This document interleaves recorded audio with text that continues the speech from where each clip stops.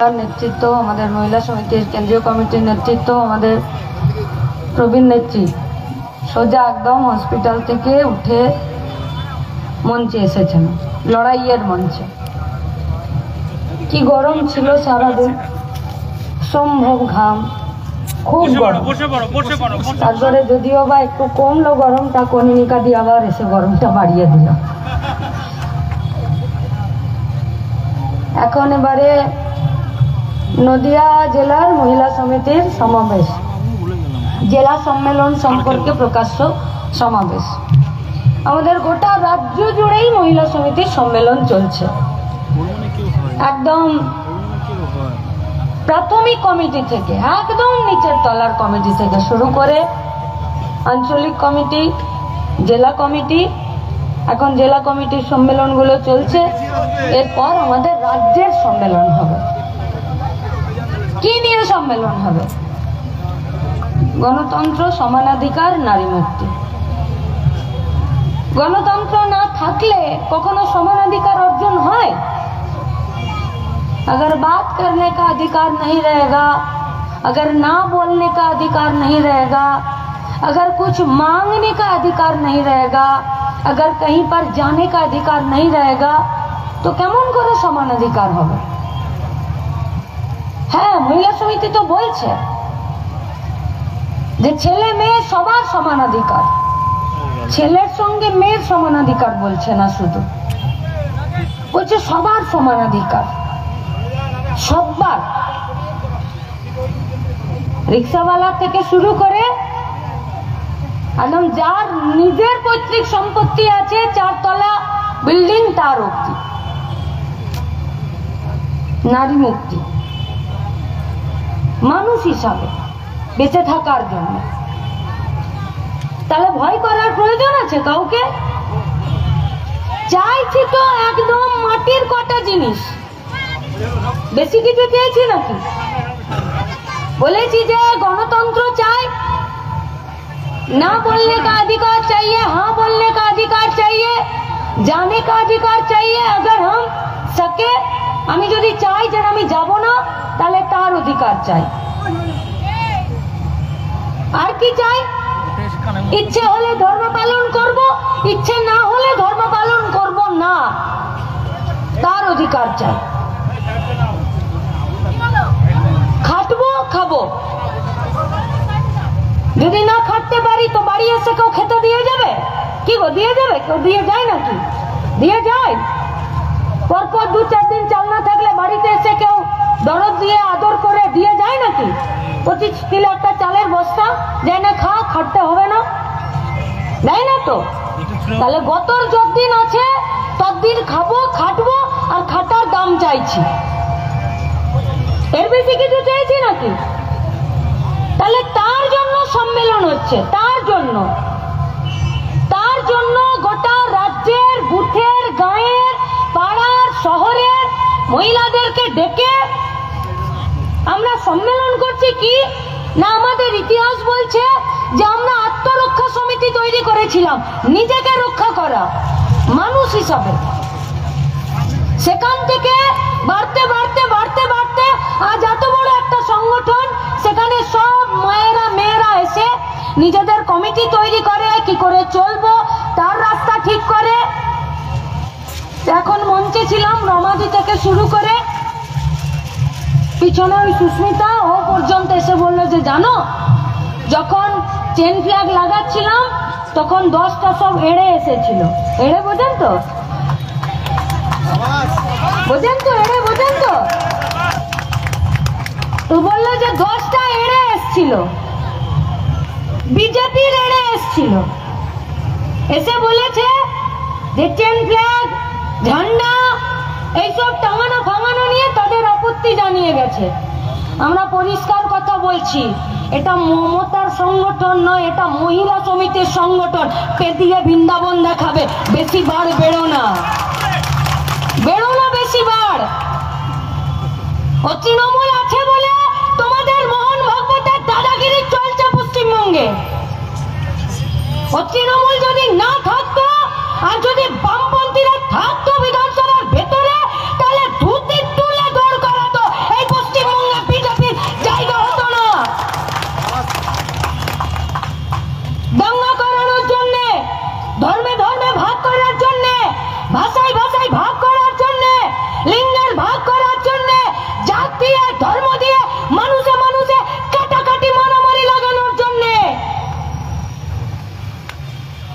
আজ আরএসএস এর দুর্গা মমতা ব্যানার্জি আছে তো জামাই আদরে থেকে নাও, কিন্তু পুজোরও কখনো চিত হয়ে শোয়ার ইচ্ছে হয়, কিন্তু তোমাদের চিত হয়ে শোয়ার বেশি দিন নাই। কারণ মহিলারাও গোটা পশ্চিমবঙ্গে নিজেরা মাথা তুলে দাঁড়াচ্ছে। দাঁড়ায়নি তামান্নার মা? তামান্না মরে যাওয়ার আগে ওর মাকে কেউ রাস্তায় দেখেছিল? দেখেছিল কেউ? মরে যাওয়ার পর তামান্না হয়েছে। বোমাটা ছোড়ার আগে পর্যন্ত তামান্না ছিল হোসেনের মেয়ে। কে হোসেন? পরিযায়ী শ্রমিক। पश्चिम बंगाल में काम नहीं है, अगर खाना चाहिए पैसा चाहिए तो टिकट खरीदिए, ट्रेन में चढ़िए और बाहर का राज्य में चल जाइए। क्यों जानते नहीं तमन्नार नाम? একটা ক্লাস 3 তে পড়া মেয়ের বাপের নাম জানতো? কেন না? বাপটা বামপন্থী ছিল, লাল ঝান্ডার লোক ছিল, আর মানুষের লড়াইয়ে আন্দোলনে সংগ্রামে সামনে সারিতে থাকতো। শুধুমাত্র তামান্না। ও তিলোত্তমা, অভয়া, আরজি করে ডাক্তারের মেয়েটার বাড়ি গেছি তো মেয়েটার একটা ছবি ওদের একটা শোকেসের উপরে রাখা আছে। এখন তো যারা ধর্ষিতা হয়ে যায়, যারা মরে যায়, তাদের নাম নেওয়া যায় না। ওর মা খুব দুঃখ করে বলল জানো, আমার মেয়েটার নাম উজ্জ্বল হবে বলে নামের পাশে আরো গন্ডা খানেক ডিগ্রি লাগবে বলে আমরা সবাই মিলে চেঁচাচ্ছিলাম, কাজ করছিলাম। মেয়েটা উদয়স্ত পরিশ্রম করছিল, পড়ছিল, চেম্বার করেছিল, ডাক্তার হচ্ছিল। আজকে মমতা ব্যানার্জির রাজত্ব এমন হলো যে আমার মেয়েটার নামটাই নেওয়া বন্ধ হয়ে গেল। কখনো কখনো কাউকে ব্যক্তিগত আলাপচারিতায় মেয়েটার নাম বলেছি,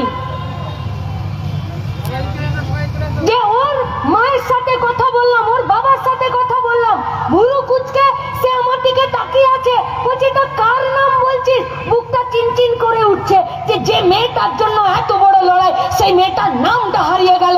কেন হারালো? একটা সরকারি হসপিটালে একটা সরকারি ডাক্তারকে একটা সরকারি সিভিক গার্ড বলছে মেরে ফেললো তাকে। অথচ সরকারের কোনো হেলদোল নেই গো, নাকে কানে তেল দিয়ে ঘুমাচ্ছে, তারপরেও কবিতা লিখে যাচ্ছে, তারপরেও গান গেয়ে যাচ্ছে,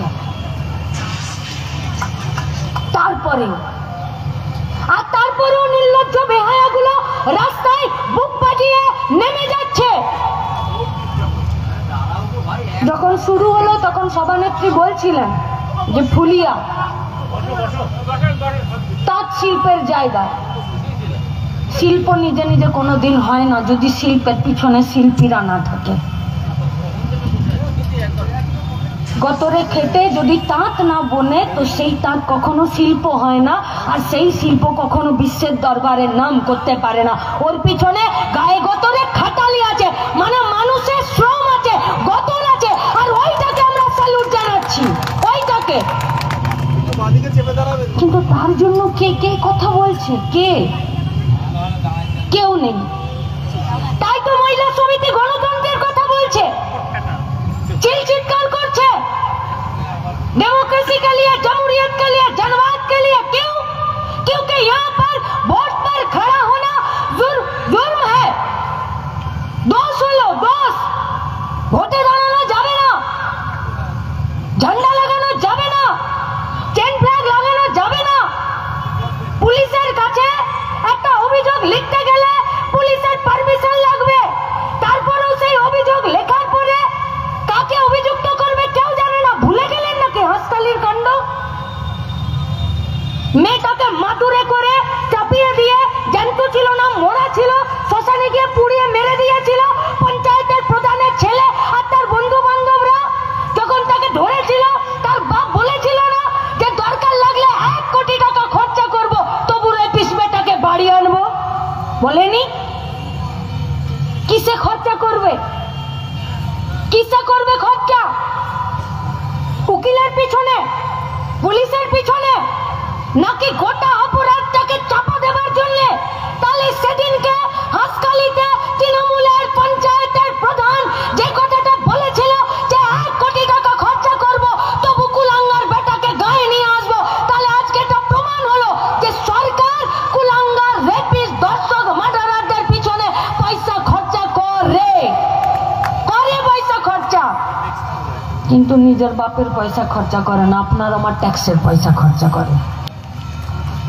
আমাদের গণতন্ত্র নেই, এফআইআর লিখাতে পারবেন না। হাসখালিতে বিজেপির মহিলা নেত্রীরা, তৃণমূলের মহিলা নেত্রীরা হাসখালির মাটাকে বাপটাকে নিয়ে গিয়ে দরখাস্ত লিখিয়ে দিল হাসখালি থানাতে। তারপরে যখন তদন্ত শুরু হলো, খোঁজ তল্লাশি শুরু হলো, দেখলো নিজের বাপের নামেই, মানে নিজের হাজবেন্ডের নামেই ও সব থেকে বড় এফআইআর করে দিয়েছে, মানে মেয়ে মূল্য আর বাপের নামে অভিযোগ করে দিয়েছে। আছে গণতন্ত্র? একটা বাই ইলেকশন তামান্নাকে খুন করে দিল, আছে গণতন্ত্র? ওই গায়ের মধ্যে তামান্নার বাড়ির সামনে দুটো সিভিককে বসিয়ে রেখেছে, আর এই নদিয়াতে কালীগঞ্জে যারা তামান্নাকে খুন করলো তার বাড়ির সামনে ডজন ডজন খাকি ভর্তির পুলিশকে দাঁড় করিয়ে রেখেছে। কেন? না যাতে গায়ের লোক না তাকে পিটিয়ে মেরে দেয়। গোটা গায়ে বোমা, বন্দুক, বারুদ চারিদিকে ছড়াছড়ি হয়ে আছে, কিন্তু পুলিশের চোখে বন্দুক আর গুলি আর বোমা দেখতে পেলেই তাদের চোখে ছানি পড়ে যায়, অপারেশন হয় না, দেখতে পায় না, উদ্ধার করে না, আর এলাকায় ভয় সন্ত্রাস রাখে। আছে গণতন্ত্র? আছে? এই আজকেও ডক্টর উৎপল স্যারকে আবার ফিরে পুলিশ ডেকেছে, মানুষ গুমটাকে, সুব্রত, আমাদের ওই ডাক্তার বাবুকে, সুবর্ণ বাবুকে, তাদেরকে আবার পুলিশ ডেকেছে। চার্জশিট জমা পড়ে গেছে আর্জি করে, তারপরেও বামপন্থী ছাত্র যুব নেতৃত্বদের নামে প্রত্যেকটা দিন একটা করে কেস হচ্ছে। চার্জশিট জমা পড়ে গেছে, চার্জশিট, তারপরেও প্রতিদিন আমাদেরকে যেতে হচ্ছে একটা করে কোর্টে গিয়ে আর জামিন নিয়ে আসতে হচ্ছে। আছে গণতন্ত্র? জমি লুটপাট করে নিচ্ছে বিএলআরওকে বগল দাবা করে। আছে গণতন্ত্র? ভোটার লিস্টের নাম আছে, এসআইআর এর নাম করে আমার নামটা কেটে দিচ্ছে, কেউ বলে জায়গা নেই। আধার কার্ড আছে, ভোটার কার্ড আছে, রেশন কার্ড আছে, বাড়িতে ইলেকট্রিক্যাল লাইন আছে। আমি আজ 72 পুরুষ ধরে এখানে থাকি, আমি এসেছি ছিন্নমূল, তারপর এখানকার স্কুলে পড়েছি, বার্থ সার্টিফিকেট আছে, ঘরের লোক মরে গেছে, ডেথ সার্টিফিকেট আছে, তারপরেও বলছে এনআরসি এতে তোমার নাম ঢুকিয়ে দেবো। আছে গণতন্ত্র? গরিব লোকের জন্য নেই গণতন্ত্র, সাধারণ মানুষের জন্য নেই গণতন্ত্র। তাহলে গণতন্ত্র কার জন্য আছে? বিজেপির জন্য আছে। তৃণমূলের শাসনে পশ্চিমবঙ্গে গণতন্ত্র বিজেপির জন্য আছে। আমি বলছি নদিয়া জেলার মহিলা সম্মেলনের প্রকাশ্য সমাবেশের মঞ্চ থেকে মহিলা সমিতি বলছে না, मोहन भगवत बोल रहे हैं कि ममता बनर्जी का आने से पहले पश्चिम बंगाल में जमहूरियत डेमोक्रेसी नहीं था। 2011 के बाद पश्चिम बंगाल में जब से ममता बनर्जी का सरकार आई है, यहाँ पर जनवाद है, এখানে গণতন্ত্র আছে, এখানে ডেমোক্রেসি আছে। কি করে বুঝলেন? না আমার এখানে হাজার হাজার আরএসএস এর শাখা তৈরি হয়েছে। কি করো আরএসএস এর শাখাতে? ভারতের সংবিধানের বিরুদ্ধে কথা শেখানো হয়। কি করো আরএসএস এর শাখাতে? মানুষে মানুষে ধর্মে ধর্মে ভাষাতে ভাষাতে জাতে জাতে ঝামেলা লাগিয়ে দেওয়ার কাজ করো। কি করো আরএসএস এর শাখাতে? স্কুল চালাচ্ছে। তাহলে আমাদের 3822টা স্কুল কেন বন্ধ করে দিলে? আপনার জন্য গণতন্ত্র নেই। পঞ্চায়েতের ভোট দিতে যাবেন, দেখবেন আপনার ভোট হয়ে গেছে। আপনি ভোটে দাঁড়াতে যাবেন, আপনাকে ভোটে নমিনেশন তোলা করাবে। নমিনেশন যদি রেখে দিলেন বুকের পাতা নিয়ে, তাহলে ভোটের দিন ভোট লুট হয়ে যাবে। ভোট লুটাও যদি আপনি রুখে দিলেন, তাহলে গণনাতে লুট হয়ে যাবে। গণনাতেও লুট যদি রুখে দিলেন, তাহলে বিডিও আপনার সার্টিফিকেট ছাগলের মতো চিবিয়ে খেয়ে নেবে, দেবে না আপনাকে সার্টিফিকেট। তারপরেও যদি আপনি পঞ্চায়েতের মেম্বার হয়ে গেলেন, তাহলে আপনাকে কাজ দেবে না। আর তারপরেও যদি আপনি থাকলেন, তাহলে আপনাকে কিনতে চলে যাবে। তাহলে গরিব মানুষের জন্যে, সাধারণ মানুষের জন্যে, গণতান্ত্রিক মানুষের জন্যে গণতন্ত্র নেই। কার জন্য গণতন্ত্র আছে? বিজেপির জন্য। তাহলে তৃণমূল আছে বিজেপির জন্য, তৃণমূল আছে বিজেপির জন্য। তাই যে 10টা এড়ে এসেছিলে বাবা, তৃণমূল থাকবে না, ও এমনি কালের গতিতে চলে যাবে। তোমার জীবন, তোমার পিঠ, তোমার পায়ের হাতের চিন্তা তুমি নিজে করো, আর মায়েদের সঙ্গে লাগতে এসো না। ছোট যখন থাকে তখন কান মুলে দেবে, বড়তেও যদি না শুধরাও না তো হাঁটু ফাটিয়ে দেবে। খুব সাবধান, খুব সাবধান। কি হবে গোটা পশ্চিমবঙ্গে? কাজের কথা কি হবে গোটা পশ্চিমবঙ্গে? মেয়েদের বেঁচে থাকার কথা কি হবে গোটা পশ্চিমবঙ্গে? মেয়েদের আরো বেশি আত্মমর্যাদার সাথে নিজেদের মান সম্মান নিয়ে বেঁচে থাকার কথা কি বলছে রিপোর্ট গোটা পশ্চিমবঙ্গে? পোয়াতি মায়েরা বাচ্চা বিয়ে হতে গিয়ে বাচ্চা মরে যাচ্ছে, মা মরে যাচ্ছে, শরীরে রক্তের কম, অপুষ্টির শিকার। 5 বছর পর্যন্ত প্রতি 100টা বাচ্চাতে 3টে করে বাচ্চা এমনি মরে যায়। তার আগে প্রতি 100টা বাচ্চাতে 32টা বাচ্চা অপুষ্টির শিকার, শরীরে খাবার দাবার নেই, বাচ্চা হয়েই জন্ডিস নইলে চোখের প্রবলেম হয়ে যাচ্ছে। 35 বছরের উপরে মাগুলোর, মেয়েগুলোর হাড়গুলো ক্ষয়ে যাচ্ছে, শরীরে হিমোগ্লোবিনের পরিমাণ কম। যান কোনো একটা বস্তিতে, কোনো একটা ওয়ার্ডে, কোনো একটা পঞ্চায়েতে 100টা মেয়ের রক্ত নিয়ে হিমোগ্লোবিন টেস্ট করুন, দেখুন কত হিমোগ্লোবিন আছে। 4-6 নিচে উঠবে না। গোটা পশ্চিমবঙ্গে প্রতিটা দিন থ্যালাসেমিয়ার রোগীদের সংখ্যা বাড়ছে। আইসিডিএস ভাত, তার উপরে আধা ডিম সেদ্ধ, আর তারপরেও যদি বেশি কিছু তাও, তাহলে সিডিপিও চলে আসবে। আর আইসিডিএস এর প্রকল্প কর্মীরা যে 2 মাসের পয়সা নিজের পকেট থেকে দিচ্ছে, তার বিল জমা করছে, তার বিল দিচ্ছে না সরকার। পশ্চিমবঙ্গে 19,000 আইসিডিএস এর সেন্টার আছে, যেখানে কর্মী নেই, সহায়িকা নেই। পশ্চিমবঙ্গে এতগুলো আইসিডিএস সেন্টার আছে যাদেরকে মার্জ করে দিচ্ছে। কি আছে আইসিডিএস সেন্টার? এই গোটা ভারতবর্ষের গরিব বাড়ির, গরিব এলাকার সাধারণ মানুষের মায়েদের, তার বাচ্চাদের খেয়ে পরে যাতে তারা একটু গায়ে গতরে হৃষ্টপুষ্ট হয়, তার জন্য সরকারের ঘর থেকে তাদের খাওয়া দাওয়া এবং লেখাপড়ার জন্য পয়সা আছে। किसी कोई भी अपना बाप का घर से पैसा नहीं देता है। গোটা ভারতবর্ষের মানুষ নিজেদের গায়ে গতরে খাটার টাকা থেকে সেখানে ট্যাক্সের টাকা দেয়, সেই টাকা তো আজকে কারচুপি। মিড ডে মিল, আশা কর্মী, রাস্তায় দাঁড়িয়ে কাজ করা, স্কুলের দিদিমণি, মাস্টারমশাই, যে যেদিকে আছে সব জায়গাতে কোথায় দুর্নীতি নেই বলুন তো? কোথায় নেই? কোথায় যাবেন আপনারা? আমরা কোথায় যাব বেঁচে থাকার জন্য? এই যে এত চিৎকার করে বলছি, এই যে আপনারা এখানে দলে দলে জমায়েত হয়েছেন, আপনার বুথে, আমার বুথে, আপনার গায়ে, আমার গায়ে, এই জিনিস প্রত্যেকটা দিন চোখে দেখতে পাচ্ছি না? পাচ্ছি তো দেখতে। পাড়াতে বসেছিলাম, রেশন কার্ডের ফর্ম ফিল আপ করে দেবে, তাতেও পয়সা চাইছে গো, তাতেও পয়সা চাইছে। থাকি ওই झारखंडेर बॉर्डर है एक जिलाते, तो वहां पर ना हम लोगों का मतलब मेरा घर का जो स्टेशन है, उस स्टेशन में टांगा अभी तक चलता है। যেমন মুর্শিদাবাদের হাজারদুয়ারিতে টাঙ্গা চলে, তেমনি আমারও ওখানে স্টেশনে টাঙ্গা চলে।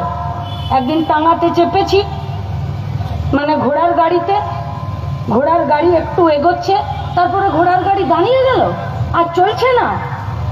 যিনি চালাচ্ছেন তিনি তখন ঝুপ করে নামলেন আর নেমে গিয়ে ঘোড়াটার সামনে একবার ডান্স করে চলে এলেন, চাপলেন, ঘোড়ার গাড়িটা কিছু দূর এগোলো, আবার কিছু দূর গিয়ে আবার দাঁড়িয়ে গেল, আবারও ঝুপ করে নামলো, নেমে গিয়ে আবার একটা ব্রেক ডান্স করে এলো, তবে গিয়ে ঘোড়ার গাড়ি আরেকটু এগোলো, আবার কিছু দূর গিয়ে ঘোড়ার গাড়ি আটকে গেছে, আবার নেমেছে, আবার নেচেছে, আবার চেপেছে। তখন এবারে প্যাসেঞ্জাররা রেগে গিয়ে বলছে যে ভেলকি পেয়েছো, ইয়ার কি পেয়েছো, চাপছো, নামছো, ঘোড়াটার সামনে নাচছো, আবার চাপছো, আমাদের দেরি হচ্ছে না। তখন মাথা চুলকে বলছে বাবু কিছু মনে করবেন না, এই ঘোড়াটা আসলে না আমার বরযাত্রী, আমার ঘোড়া এগোয় না। আর পাড়াতে বসে দেখলাম রেশন কার্ডের জন্য ফর্ম ফিল আপ করতে গিয়ে তৃণমূল 25টা টাকা নিল, তবে ফর্ম ফিল আপ করলো। মানে বরযাত্রীর ঘোড়া আর তৃণমূলের এক পা এগোচ্ছে না। কোথায় নেই দুর্নীতি? জ্যোতিপ্রিয় চাল বেচে খেয়ে নিল, আর কিছু আছে? রেশনের চাল, কেউ গরু দিচ্ছে, কেউ চাকরি বেচে দিচ্ছে। আর সন্দীপ ঘোষ তো মর্গে থাকা লাশই বেচে দিল।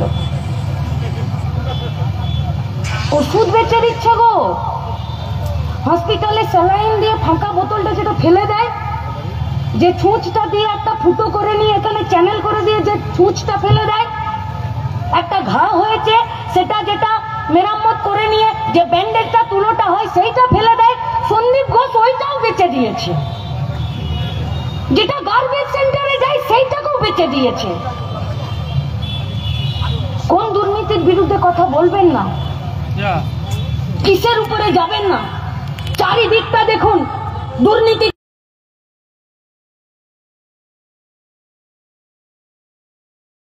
আজকে দুটো উপায় হয়, মাথা তুলে লড়াই করো, তার জন্য জেল আছে, কেস আছে, মার আছে, মরে যেতে পারেন, এলাকা ছাড়া হতে পারে, ক্ষতিপূরণ দিতে হতে পারে। কারা দিচ্ছে? এই পশ্চিমবঙ্গে বামপন্থীরা দিচ্ছে।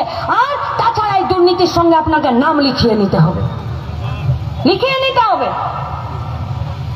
ছোট ছিলাম, মাটির ঘর ছিল, চোর আসতো, চুরি করতো, শীত কাটতো। শীত কাটা বোঝেন? বোঝেন শীত কাটা? মাটির দেওয়ালের এই দিক থেকে গর্ত খুঁড়বে, ওই দিক থেকে বেরিয়ে যাবে, নিয়ে পেতলের কলসিটা টেনে নিয়ে বেরিয়ে চলে যাবে। একদিন ওরকম চোর এসেছে, বেরিয়ে যাচ্ছে, আর ঘরের লোকটা একদম খপাত করে ধরে নিয়েছে। যেই ধরেছে গোটা গায়ে সর্ষের তেল চেপচেপে করে মেখে এসেছে, ধরেছে, পিছলে পুচকে বেরিয়ে চলে গেছে কলসি নিয়ে। চোর আর ধরা পড়লো না। এখন চোরগুলো বলছে এত কষ্ট করব না। বলছে কেন? কে রাত জেগে চুরি করবে?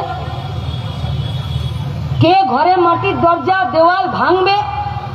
কে অত শীত কেটে যাবে? তারপর আবার ধরে নিলে মুশকিল, তারপর আবার কে দৌড়াবে? বলছে তাহলে কি করবো? বলছে তৃণমূল করবো, দিনের বেলাতেই চুরি করা যাবে, কোনো অসুবিধা নাই।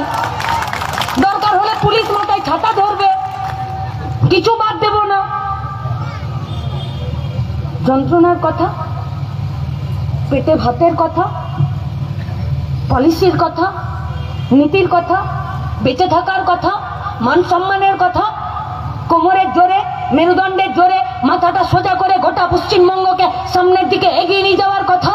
যে পশ্চিমবঙ্গ স্কুলে, কলেজে, হেলথ সেন্টারে, চাষে, শিল্পতে তত্তর করে এগিয়েছিল, এই পশ্চিমবঙ্গ থেকে গোটা রাজ্যের মানুষ তারা শান্তিতে সুস্থিতে থাকতো, গণতান্ত্রিক পরিবেশে থাকতো, বাইরের রাজ্য থেকে এই রাজ্যে কাজ করতে আসতো। আর আজ গোটা নদিয়া থেকে হাজারে হাজারে দলে দলে আমাদের বাড়ির ছেলেরা বাইরে চলে যাচ্ছে। রাজ্যের মুখ্যমন্ত্রী মিথ্যে কথা বলছেন, মাইকে দাঁড়িয়ে বাংলা ভাষা বলার জন্য গোটা বাইরের রাজ্যে আমাদের রাজ্যের ছেলেমেয়েরা মার খেয়েছে। শুধু তখন মার খায়নি, তার আগেও মার খেয়েছে।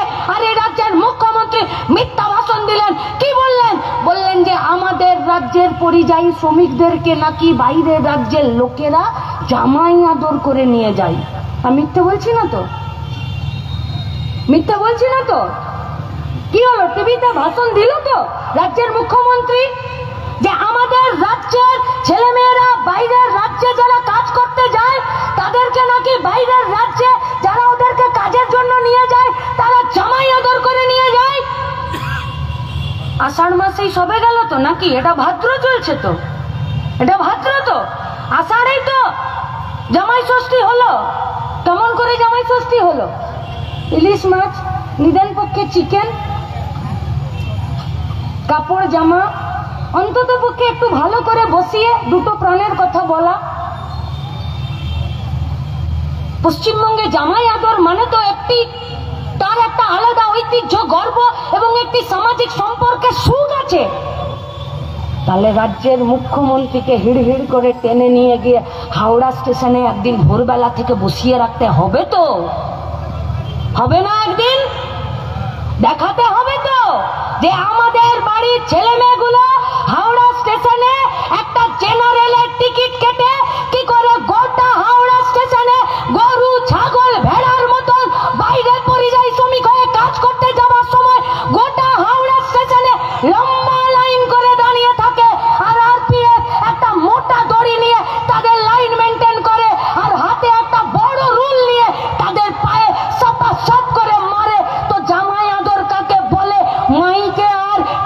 ভাষণ দিলে তো হবে না, ওকে টেনে নিয়ে যেতে হবে আর হাওড়া স্টেশনে একটা দিন সারা দিন বসিয়ে রাখতে হবে আর দেখাতে হবে দেখো জামাই আদর কি করে হচ্ছে। আর তার জন্য মহিলা সমিতি সম্মেলন করছে, তার জন্য মহিলা সমিতি নিজের কোমরে জোর শক্ত করছে, তার জন্য মহিলা সমিতি প্রকাশ্য সমাবেশে আপনাদের দিকে দু হাত বাড়িয়ে বলছে আসুন নিজেদের অধিকারটা নিজেরা আমরা আদায় করে নিই। আর নিজেদের অধিকার আদায় করে নিতে গেলে নিজের লড়াইটা নিজেই লড়তে হবে। কিছু মনে করবেন না, পিছনে পুলিশ আছে, দুটো কথা বলতেই হবে, বলতেই হবে। যতক্ষণ দাঁড়িয়ে আছে ওদের ওই পোশাকটা আমাদেরকে সাহস দেয় কি যে আমরা তোমাদের রক্ষার জন্য আছি। কিন্তু তৃণমূলকে দেখলে কেমন যেন নেতিয়ে পড়ে যায়।